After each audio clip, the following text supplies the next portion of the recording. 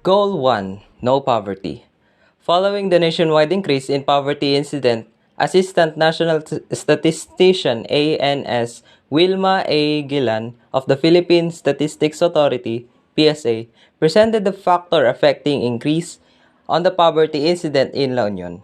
For the first semester of 2021, this is in response for the request of Governor Pacoy for additional data on poverty statistics in the province, with the intention to better plan and implement proactive actions to alleviate poverty. The meeting was conducted at the provincial capital city of San Fernando, La Union on April 13, 2021. Provincial Planning Development Coordinator ENP Micaela Luis T. Delfinado expressed with GLU's utmost gratitude to PSA for this strong partnership. She also highlighted that Governor Pacoy is highly committed to improve data collection in the province and is very passionate in extending support to the LGUs to improve the poverty incidence in La Union.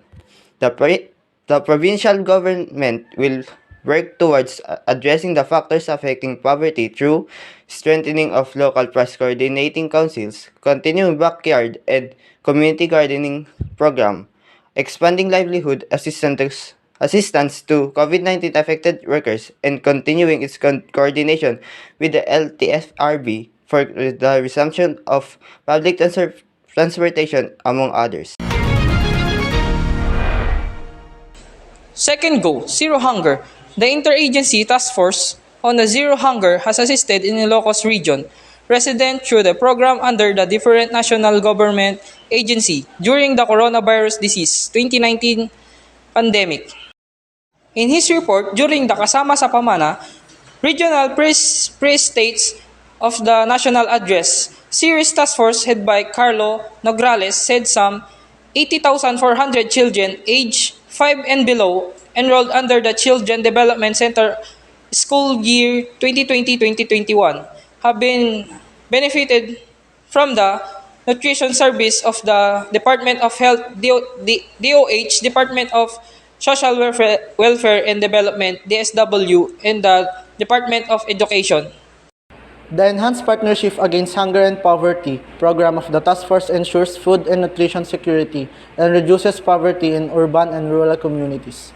At least 10 agrarian reform beneficiary organizations with 129 members or agrarian reform beneficiaries have earned 4.2 million pesos in the first 4 months this year, Nograles said. The ARBOs have been tapped to provide agricultural products to other national government agencies as the Bureau of Jail Management and Penology, DepEd, DOH-run hospital, and local government units in the region. Through the Department of Agriculture Philippines Crop Insurance Corporation, Nograles said some 32,206 farmers and fisherfolk have claimed indemnity insurance among the 207.9 million last year. The DSWD, he said, distribute 95,937 family food packs to families affected to COVID-19, typhoons, and other incidents in the region as of May 27 this year, 2021. Nograles said some 40,040 households in the region have also enjoyed discounted and accessible products through the Descuento Caravan of the Department of Trade and Industry, or DTI. Goal number 3, Good Health and Well-Being. The Provincial Health Office, PHO, led the University Healthcare UHC Summit of the September 7, 2023 at the JNV Hotel at Resort Inn. This city, with the end goal of the strengthening the health and well-being of people in La Union.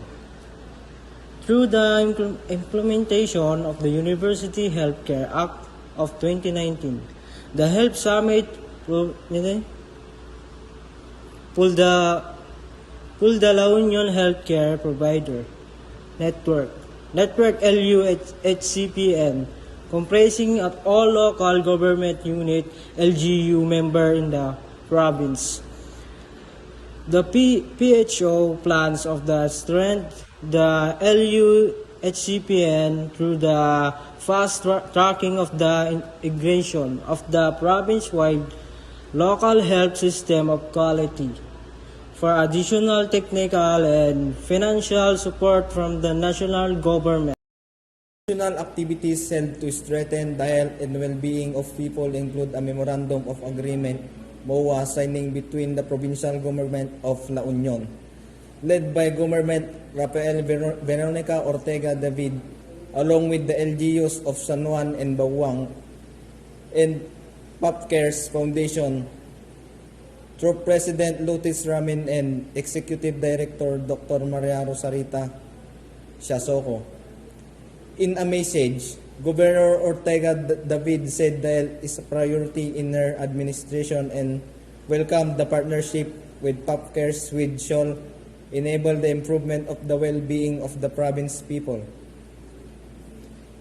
President Ramin meanwhile commended the provincial government for prioritizing healthcare services for the people of La Union, aligning with the PopCare's vision in inclusive development which improves the quality of life of people.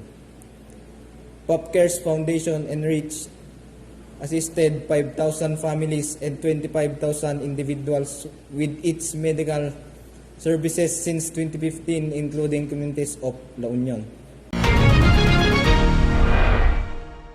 Goal 4. Quality education.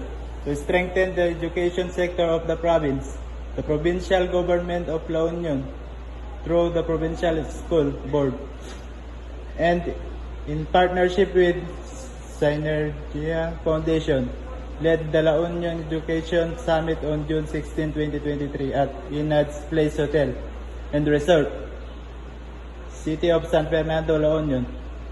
The summit aims to bring together education stakeholders such as the local chiefs, executives, and their local school boards to exchange ideas, highlight creative solutions, and unite in support of building a bright, sustainable, prosperous, and equitable future for learners of the education sector.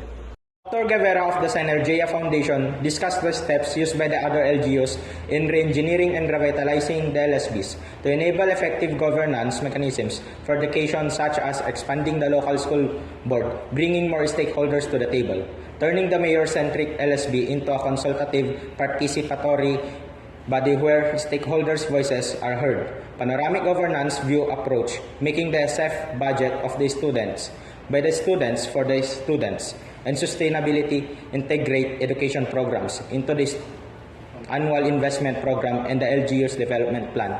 During the workshop, the LSBs of the 20 component LGUs of La Union were asked to give their action plans in improving education services using the discussed steps in reinventing LSBs. In return, Governor Rapi expressed her appreciation and gratitude to all of the effort, initiative, and dedication of the participating LSB, together with the productive discussion and insight from the mentor of the Synergia Foundation. Governor Rapi also presented to the participant the action plan of the PSB, using the key learning from the discussion to further improve the quality of education in the province. To illustrate, the action plan focused on regularization of all reading program, monitoring of self-budget utilization, inclusion of education in SGLG, and capacitation of the reorganized school board, among other development. Through this activity, the province commit to continuously support and promote quality education for the youth as one of the priorities in the PUSO agenda. Goal 5. Gender Equality. Governor Rafael Veronica Ortega David recognized on Wednesday, March 8, 2023, the rights and equal opportunity of women in the province in her keynote message during the National Women's Month kick-off ceremony held here. The kick-off activity, which is anchored on the theme, We for Gender Equality and Inclusive Society, is spearheaded by the Region 1 Advocates for Gender Equality, RAGE, and various government agencies within the province. The National Women's Month aimed to highlight women's achievement and discuss continuing and emerging women's empowerment, and gender equality issues and concerns, challenge, and commitment. The celebration starts with a gender and development walk followed by Zumba performance led by the Ilocos Training and Regional Medical Center at Thanksgiving Mass among the others. Moreover, she emphasized how women's perseverance conveys an impending force. Strong mentality stand out and thus they continue to inspire others. Women empowerment is one of the Lady Governor's advocacies which is aligned with the PUSO agenda. PUSO is an acronym that stands for People-Centered Driven Governance, Universal Access to Basic Needs, Sustainable and Progressive Economy, and Orderly, Sustainable, and Resilient Component Local Government Units and Barangays.